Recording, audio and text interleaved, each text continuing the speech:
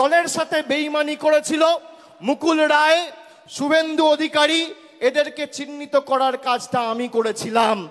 2 নম্বর কথা হচ্ছে অভিষেক বাবাকে যথেষ্ট সম্মান করে, তা তার আর বাবার বিষয়। দেখুন, আমি একটা কথা বলি, তৃণমূল কংগ্রেস একটা পরিবারের আভ্যন্তরীণ বিষয়, আমি বাইরে কিছু বলবো না। 2 নম্বর কথা হচ্ছে অভিষেক বাবাকে যথেষ্ট সম্মান করে, তা তার আর বাবার বিষয়, সে বিষয়ে আমি ঢুকবো না।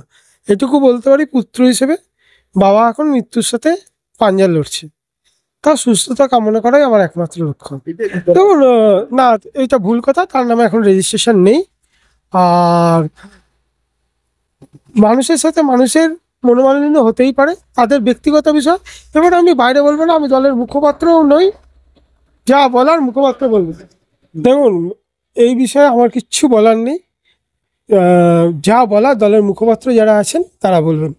আমি এইটুকু বললাম যে পুত্র হিসেবে আমি এইটুকু বলতে পারি, বাবা মৃত্যুর সাথে পাঞ্জা লড়ছে, তার অবস্থা খুবই খারাপ, যত দিন যাচ্ছে ডিজোরিয়েট করছে, এবং তার সুস্থতা যত তাড়াতাড়ি সম্ভব করার চেষ্টা করছি, কিন্তু জানি না কী হবে, দেখা যাক।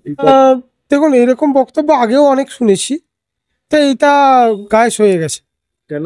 না, আগে অনেকেও বলেছে, অর্জুনদাও বলেছে, থেকে শুরু করে অনেকেই বলেছে। না, আক্ষেপের কোনো ব্যাপার নাই, যা বলার বললাম না, দলের মুখপাত্র যারা আছে তারা বলবে। দেখুন, রক্ত মাংস দিয়ে তৈরি মানুষ, তার লোভ, লালসা, ভালোবাসা সব কিছুই থাকবে। সেই জায়গায় আমারও কিছু কিছু আছে, সেই সব কিছু নিয়েই তো মানুষ পুত্র হিসেবে। দেখুন, কান্ডারি মমতা ব্যানার্জি দিদি, আমাদের মুখ্যমন্ত্রী, তার নেতৃত্বে বাবা চলেছে। বাবা একা নয়, আরও অনেকে 2-4 জন ছিলেন সেই সময়, তার মধ্যে বাবা অনদেব মানে সবার মধ্যে একজন ছিল। তৃণমূলের? হ্যাঁ। তৃণমূল কি দল তৈরির সময়? কি সময়? তৈরির সময়, দল তৈরির সময়। আমি বললাম না, এটা অভিষেক এবং বাবার ব্যক্তিগত ব্যাপার, এর মধ্যে আমি ঢুকবো না।